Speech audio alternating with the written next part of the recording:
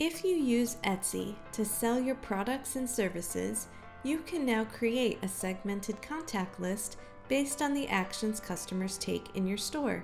If you need to learn how to connect your Etsy store to Constant Contact, please check out this video first. To get started, click the Contacts tab. From there, click Segments. From the Segments page, click Create Segment. Give your segment a name and then delete any segment data you don't need. From there, click the drop-down for Choose E-commerce and select Etsy activity from the drop-down.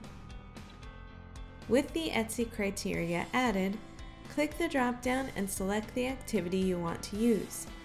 For example, if you choose Placed an Order, you can build a segment based on contacts who have placed an order in the last 7 days. Just click each drop-down that appears to build your segment. When you're finished, click Save and Preview. And that's how easy it is to build a custom contact segment based on your Etsy store activity.